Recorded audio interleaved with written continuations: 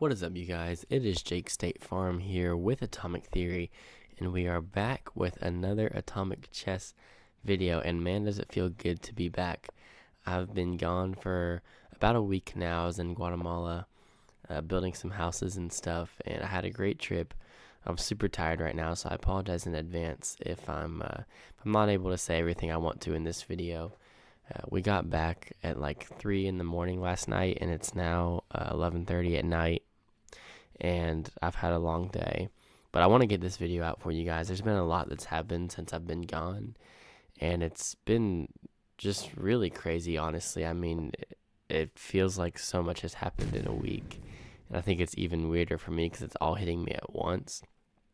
But to give you a quick recap, basically, Never of Zero or Nas admitted to cheating. He went on voice chat for a couple hours and admitted to cheating. So we'll go over that. And then since then, BG and Thubin have been banned as well. And so I'll quickly cover those as well. And then I also just want to go over towards the end of the video, I want to give my final thoughts on the whole situation and, as the Atomic community, what we can do to help and help avoid this in the future and just be a better community in general. So I've got a lot of notes here for Never, and we'll see how many of these I get to. But I did listen to about an hour and a half of the voice call that he had. If you're interested in listening to the whole thing, Max has access to it. He's the one that sent it to me. So you can ask him. I'm not going to put it in this video. I'm just going to try to recap it a little bit as best as I can. But yeah, if you're interested in listening to the whole thing, I would just reach out to Maxwell and see if he'll send it to you. But yeah, I listened to about an hour and a half of it, and Never said some really interesting things. He, basically just was just laying it all out there. He said everything from the method of how he cheated to why he cheated, and so I'm going to go through a little bit of that right now. So, so first thing that struck me was that he has been doing this for a long time. So it's been at least since Atomic World Championship 2023. He talked about how he used it there, and funnily enough, I actually beat him in that World Championship to knock him out. But he actually, looking back, he said that was a good thing because he didn't want to climb so fast. He wanted it to be more of like a slow climb and eventually be world champion one day. And so I don't know how much he was actually using it against me. He also just didn't prep against me, and the whole story of why I beat him is kind of interesting. He was playing a marathon and stuff, and so I don't even know how much he used it, but he did mention in the interview at some point he's pretty much almost never played in an Atomic game without the engine at least open, which is kind of crazy if you think about it. I mean, I just can't imagine what that's like. He said that he got addicted to cheating, and so basically he got so used to it to where he said on the voice call that he could not play standard chess without cheating now. His brain is so wired to just have his phone next to him like this when he's playing that he couldn't play. He said potentially he could play Atomic, which I don't know what the rules are on that, if Lichess would even let him create an account.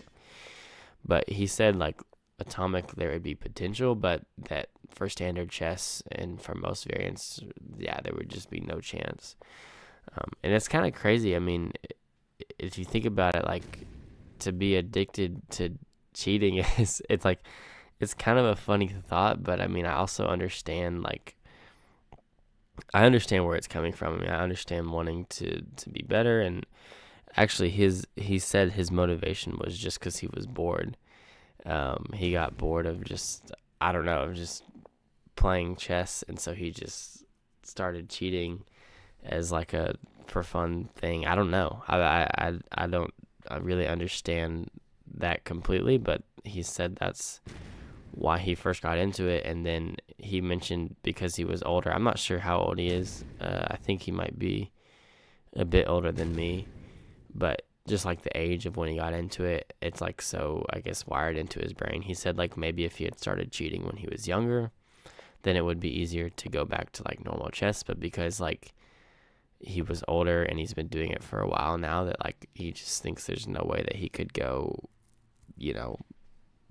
back to playing normal chess. It's just so ingrained in his brain, which is it's crazy. It's honestly it's sad, but it's also kind of what he deserved, I would say. Like, I mean, to be cheating and to do it so much that you get addicted to it is kind of crazy. Anyway, so he also said that he used it in every variant. So when the House Multivariants Championship came around, I guess he decided that he wanted to start using it in every variant, because why not?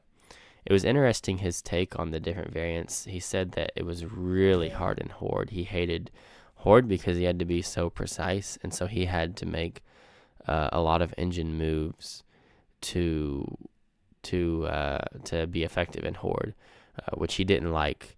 He wanted to, kind of fly under the radar. Which, side note, it's so impressive that he was able to survive for years now and not get caught. It's just ridiculously impressive. It actually takes a skill in its own, I think, to be able to cheat for that long and not get caught. But yeah, he said Horde is really hard. He mentioned some tricks in King of the Hill, how he would play like super aggressive, and then he would only need, like, which wasn't like a traditional engine way of playing, but he would only need like a few accurate moves throughout the game to be able to win in King of the Hill. If he just played like really aggressively, like sacked a knight or something to get central control, and eventually he knew he would just be able to win. Then he mentioned anti-chess was the easiest one, because as long as you, which I thought was interesting, but he said as long as you just didn't hang mate and whatever, you could always win. Like the engine would always find some crazy line to win. He's like, if you're playing white, and even if it's -10, like he was really confident that he could win because the computer would just find some crazy line for him eventually. So that one was really easy to get away with, because he could play as many bad moves as he wanted to and eventually find some, engine line to win.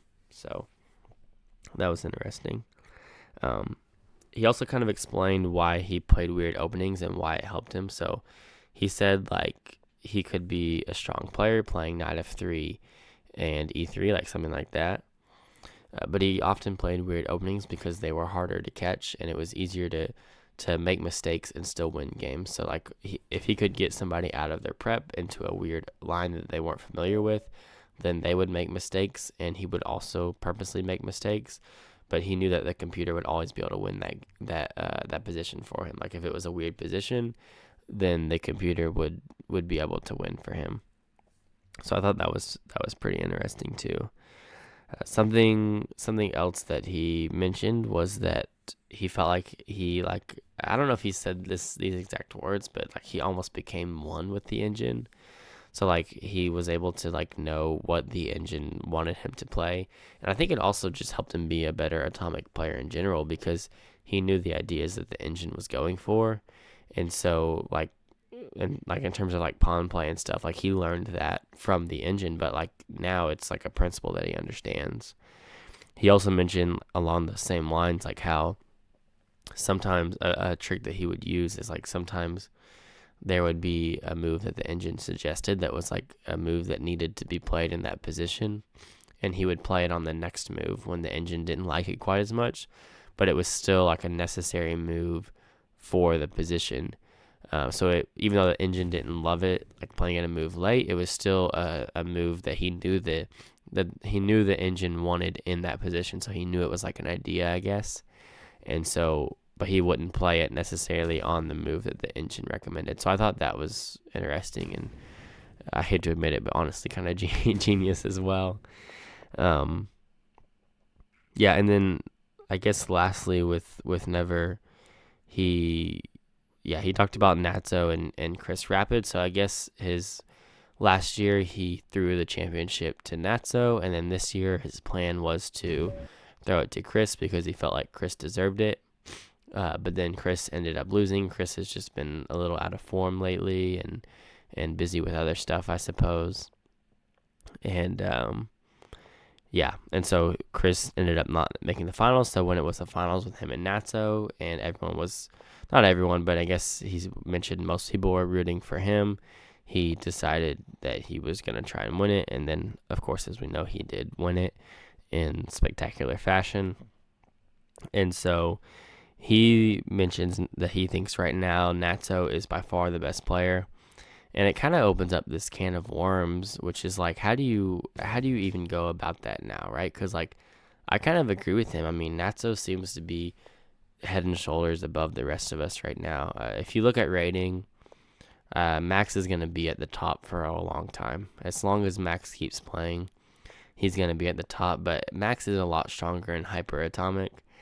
Anything like 3+0 and above, I do think Natso is head and shoulders above the rest of us.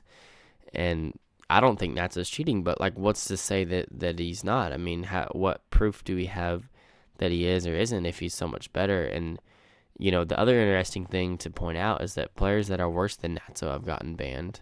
BG just got banned, and Thubin just got banned. And at this point, I don't know enough about the situation to say 100% one way or the other if they were cheating or not. But like, for instance, BG is really surprising. And BG is a FIDE master. He's a strong standard chess player, and he's not as good in atomic as I am. In recent games that we've played, it's been more equal. I'd say we're about equal level playing field. But it's interesting to me that he got banned. I'm not disagreeing with the ban. I'm not saying that he didn't cheat. It's just interesting. I mean, you almost start to get worried. Like, are people going to start suspecting me? Are they going to start suspecting Max? I mean, if you watch a game between Max and I, you're like, wow, these guys are terrible. We both make a bunch of mistakes. Like, I'm 100% confident that Max doesn't cheat. And of course, I know that I don't cheat either, but it's like, it starts to worry you when you see, 3 top players get banned, and maybe BG got banned for something other than atomic. I'm not sure. But especially because BG is such a strong chess player in general, it's surprising that he would cheat, and it's also surprising that he would get banned. I don't know what's going on with that situation. Like I said, I don't know enough about it right now to really comment on it. But yeah, it does kind of worry me. I mean, I assure you that I've never cheated and I never will. But with all these, things coming out now, it's like, I almost hope that you're not next. Like, I don't want to play a game too accurately and get banned. Yeah, I don't think anyone seriously suspects me right now, but you almost kind of worry that for Natso. Like, if I assume that Natso's not cheating, but he's playing at such a high level, like, who's to say he won't be the next one that gets banned? I don't know. But anyway, that's basically what I've got. Sorry, I've been sick lately. I got sick on my way home from the trip, so I'm sorry for the sniffles and stuff. But that's pretty much it on what Never had to say. My message to Never is, I appreciate you standing up and telling us. I think one of the hardest things in life, just in general, is to admit when you're wrong. I think people always want to like take the high ground in a sense, and I think a lot of times when people get banned for cheating, it's natural to just say that you didn't cheat. And of course he did do that at first, but I guess he said that he just like wanted to see how people reacted, and he always kind of planned to admit it eventually, which is, whatever. But I appreciate him telling us, and not only like saying, yeah, I cheated, but then to be able to go on and like pretty humbly talk about it for 2 hours, just kind of explain how he did it, why he did it, and go like really in depth into all these things. I do appreciate that. It doesn't change the fact that, like I said before, he's getting what he deserved. He's not only banned, but like he really doesn't even feel like he could go back to playing normal chess because the engine is so ingrained in his brain that like he just has to have it. And I think that's kind of what he deserves. So I don't feel bad for him, but I definitely don't condone, and I don't necessarily think anyone will do this, but like as a community moving forward, I don't condone anyone going and saying anything hateful to him. I mean, come on, guys. We all make mistakes, and we all, we all do things that hurt other people at times. And I think for someone to make a mistake and then go and admit it, I do think he deserves a little grace in the situation. And I think that, I still like Never as a person. I think he's a great guy that made a pretty big mistake. And yeah, it's hard news. I mean, Never's been my friend for a few years now, and I still really appreciate. I mentioned this in my blog post. Like, I appreciate when he won my tournament that he didn't take the money, because he could have cheated and taken the money, and I wouldn't have blinked twice about it. You know what I'm saying? I would have never suspected him of cheating, and he could have taken my $20 and run with it. But instead, he did have some morals to say, like, hey, don't want to take this money. Like, knowing what he did doesn't make it any better, but just he knew that he had cheated, and he was like, hey, I can't accept this money. And so he donated it back to the community, which I thought was a super cool thing to do.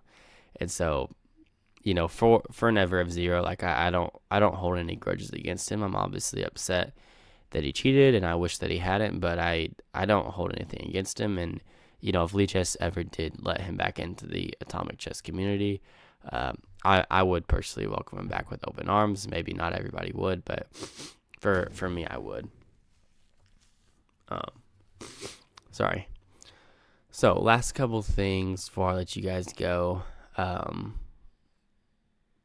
Yeah, so 3 people have been banned for cheating now, and it is, you kind of have to ask yourself, right? What can we do as a community to make the situation better, to stop people from cheating? But of course, there will always be cheaters. How to just make the community better in general. Well, one thing that I appreciate, that I want to say, is Maxwell and Hallen that are running these events, specifically the Atomic Chess League, and how they have it set up, I think is really great. They have a Challenger League for players that are good, but aren't like best of the best level. And I think that's really cool. I think that's necessary. I think if all the focus on every tournament, the World Championship and the 960 Championship that Pure's running, and you guys should all play in it, if it's all focused on the top players, then everyone's going to want to be a top player, and it could potentially lead to cheating, because everybody wants to be the best. But when you have events where there's like a lower section, like the Challenger section of the Atomic Chess League, I actually think those kinds of things are really important to the community, because you'll have people that are now fighting to be picked for a Challenger League team. And so everyone's going to have their own personal goals and things that they're trying to achieve. Instead of everybody fighting to be, the best player in the world, you have different competitions where, some people are able to qualify for it without, and, compete without necessarily being the best of the best. And that's how standard chess works, right? Like, if you go to an in-person tournament, a lot of times if it's a bigger tournament, it's not all going to be one section. It's going to be sectioned off by rating ranges, so everyone will get a chance to win something. So I really appreciate that. I think the community needs more of that, and who knows, maybe I'll end up running some events like that for people that are good, but not necessarily the highest of the high in terms of atomic chess ability. Something else that is important, and I'll kind of leave you guys with this thought, is that I think, as I'm not the best player in the world. As much as I'll try, I'll probably never win the World Championship. But I think myself and other top players, whatever that means to you, I think it's our duty to help the players beneath us. And I think, we shouldn't be so secretive of our openings or our ideas or anything like that. I think being involved in the community and helping others and just sharing our knowledge with them, I think it goes a long way. For me personally, I live in a small city, and we used to run weekly tournaments, like weekly rated rapid tournaments at the library. And I'm rated about 2,000, and there's another guy about my rating, and sometimes the next highest rated player would be like 1,200. And sometimes maybe I would know that the other guy wasn't going to show up. And it was important to me to still show up every Monday because I felt like, even though I may go 4 games without thinking at all, it's important to still show up and to be able to help others. And I actually enjoyed being challenged. I enjoyed it when other people got a little bit better and were able to challenge me or even beat me. Like, I loved losing in those tournaments, in those rapid tournaments, because it meant that people were getting better and I was being challenged more and more. And so I see this a lot in the normal chess community, where like a player will get so good to where they won't want to play locally anymore because they don't feel challenged, or they're worried that they're going to lose rating points. And I urge the atomic chess community to not be that way. I encourage this community to help each other all get better, to not make it necessarily about me versus you, and I just want to learn and I don't want to share anything with you. Like, let's help each other get better. Let's not make it all about let's not make it all about who can be the top player, but just learning together and growing as a community. And the way I like to think about it is, like, instead of it being like player versus player, like, make it like play like PvE, like make it player versus game, and we're all trying to figure out how to play atomic chess better together. So those are my thoughts on the situation. Of course, it's sad to hear of the bans happening, but hopefully we can all take something away from this. Hopefully we can move forward as a community. And I'm super excited to be back. Again, I need to get some sleep. I'm not feeling too well, but in the near future, I've got a busy semester coming up, and I won't have time necessarily to spend on improving my own atomic abilities, but I will be spending time trying to make videos as much as possible, trying to do content as much as possible and get better at this. So I appreciate you guys all watching, and I'll see you guys in the next one. And y'all have a good night.